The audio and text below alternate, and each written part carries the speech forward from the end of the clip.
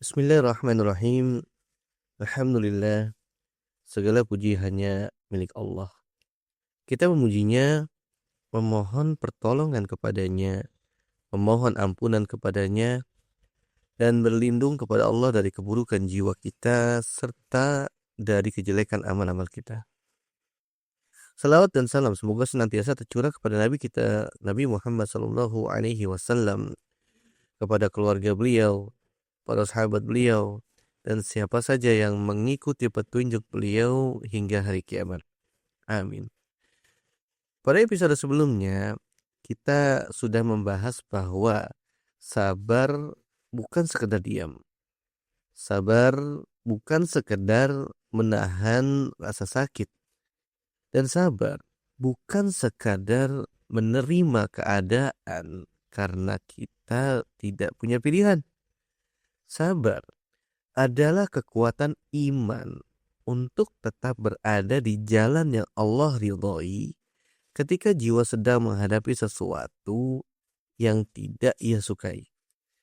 Pada episode kali ini, kita akan masuk ke salah satu fondasi terbesar dalam memahami sabar, yaitu bahwa bagi seorang mukmin, semua urusan hidupnya bisa menjadi kebaikan.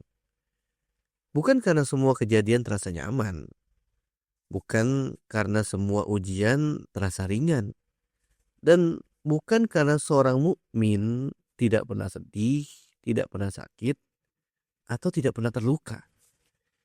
Tetapi karena seorang mukmin punya cara membaca hidup yang berbeda.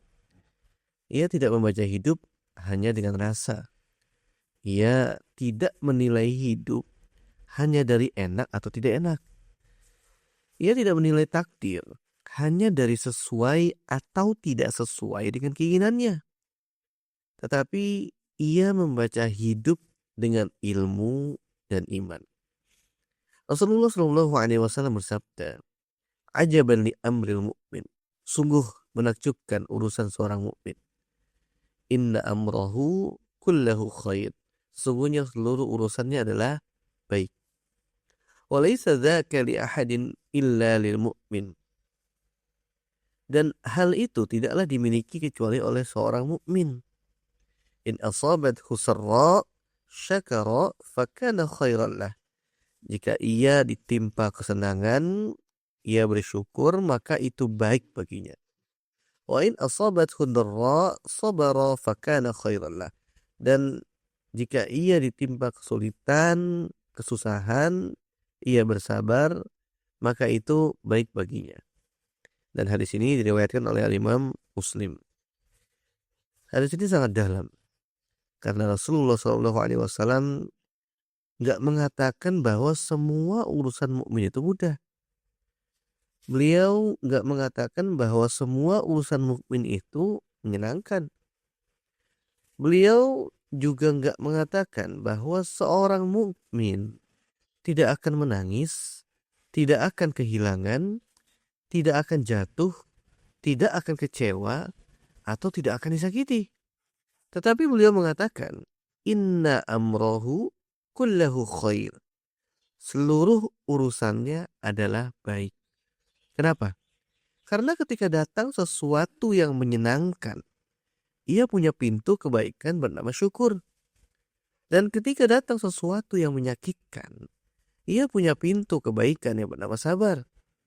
Maka hidup seorang mukmin itu gak pernah kosong dari jalan menuju Allah. Saat diberi nikmat, ia pulang kepada Allah dengan syukur.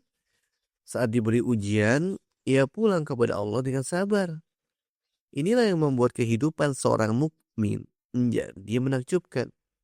Di bagian awal buku The Art of Sabr dijelaskan bahwa Allah menjadikan kebaikan darinya untuk hamba-hambanya yang beriman di setiap keadaan. Allah memberi mereka apa yang mereka senangi ataupun yang mereka benci, lalu menjadikan semua ketentuan itu sebagai lahan perniagaan yang menguntungkan dan sebagai jalan yang membawa mereka kepada Allah. Perhatikan ungkapan ini. Lahan perniagaan. Artinya Bagi orang beriman, hidup bukan sekedar rangkaian kejadian. Hidup adalah tempat beramal. Hidup adalah tempat mengambil bekal. Hidup adalah tempat memperbaiki hati. Hidup adalah tempat mengubah peristiwa menjadi pahala. Maka sesuatu yang menyenangkan itu nggak boleh hanya berhenti sebagai kesenangan. Ia harus naik menjadi syukur. Dan sesuatu yang menyakitkan juga nggak boleh hanya berhenti sebagai luka. Ia harus diarahkan menjadi sabar. Disinilah letak perbedaan. Dan perbedaan ini besar antara orang yang hanya hidup dengan rasa dan orang yang hidup dengan iman. Kalau hanya dengan rasa, maka nikmat bisa membuat lalai. Dipuji sedikit, hati jadi tinggi. Diberi kelapangan sedikit, ibadah mulai longgar. Diberi kesehatan sedikit, lupa bahwa tubuh ini titipan Allah. Diberi harta sedikit, merasa semua karena kemampuan diri. Tetapi ketika nikmat dibaca dengan iman, ia berubah menjadi syukur. Seseorang berkata dalam hatinya, "Ya Allah, ini darimu.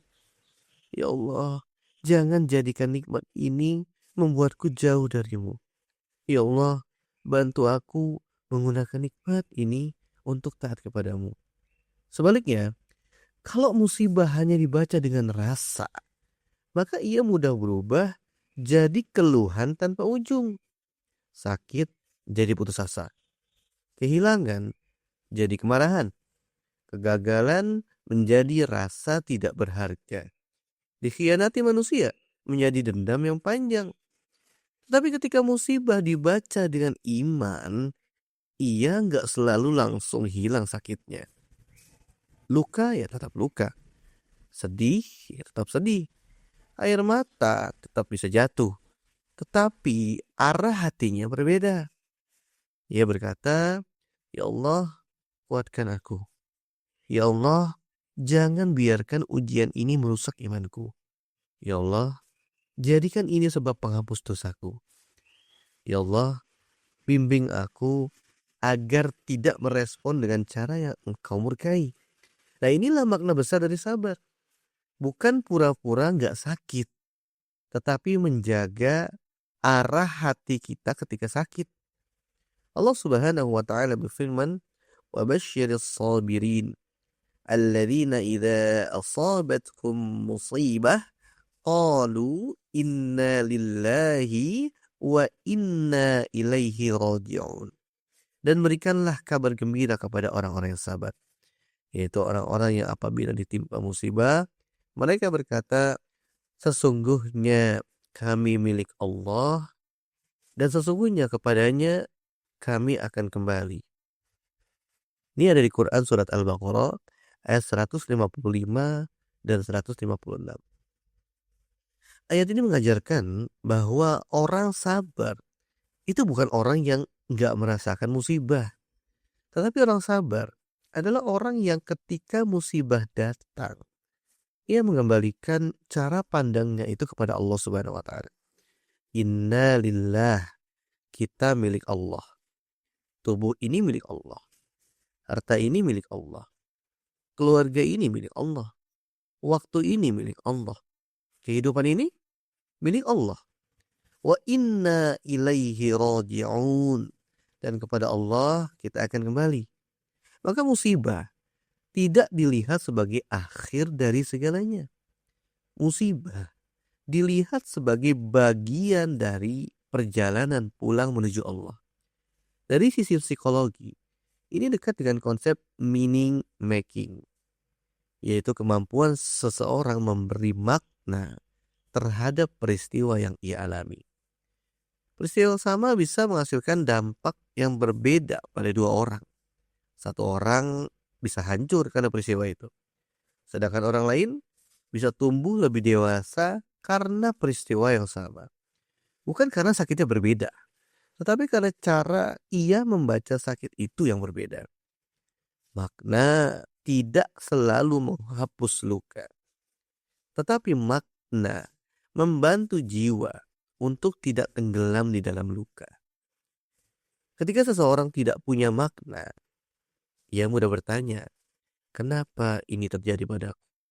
Kenapa hidupku seperti ini? Kenapa aku yang harus mengalami ini? Tetapi ketika iman mulai memandu cara pandangnya, pertanyaan itu pelan-pelan berubah. Apa yang Allah ingin aku pelajari?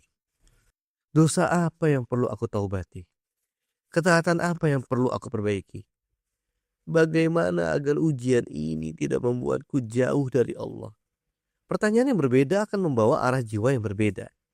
Dan arah jiwa yang berbeda akan mempengaruhi cara tubuh merespon tekanan. Dalam pendekatan DCM integratif, tubuh biasanya lebih stabil ketika batin memiliki arah. Sebaliknya, ketidakpastian yang terus dibiarkan tanpa makna itu dapat membuat tubuh seperti berada dalam mode ancaman secara terus-menerus. Pikiran sulit berhenti, napas jadi pendek, dada terasa berat, lambungnya lebih sensitif, tidurnya tidak deep sleep alias tidak pulas, tubuhnya mudah lelah. Dan dalam bahasa modern, ini berkaitan dengan sistem stres tubuh yang terus aktif. Dalam bahasa TCM, kondisi seperti ini bisa dipahami sebagai terganggunya kelancaran regulasi qi dan ketidakseimbangan antara aktivitas dan pemulihan. Namun sekali lagi, kita nggak mengatakan bahwa semua penyakit pasti karena kurang sabar. Tidak ya. Penyakit itu kompleks. Ada faktor biologis, pola makan, tidur, aktivitas, genetik, lingkungan, infeksi, trauma, dan banyak hal-hal lainnya. Tapi kita bisa mengatakan bahwa sabar dan syukur itu membantu batin untuk memiliki arah. Dan batin yang lebih terarah membantu tubuh keluar dari mode tegang yang berkepanjangan. Karena itu, sabar dan syukur bukan hanya amalan lisan. Keduanya itu adalah cara hidup. Saat lapang, syukur menjaga kita agar tidak sombong. Saat sempit, sabar menjaga kita agar tidak hancur. Saat diberi, syukur membuat nikmat menjadi berkah. Saat diambil, sabar membuat kehilangan menjadi jalan pahala. Maka mulai hari ini, mari kita latih satu cara pandang sederhana. Ketika datang hal yang menyenangkan, jangan hanya berkata, saya senang. Tambahkan, Alhamdulillah, ini dari Allah. Semoga Allah bantu saya mensyukurinya. Dan ketika datang hal yang menyakitkan, jangan hanya berkata, saya hancur.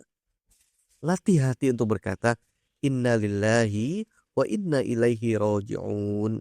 Ya Allah, bantu aku bersabar dan jangan biarkan ujian ini menjauhkan aku darimu.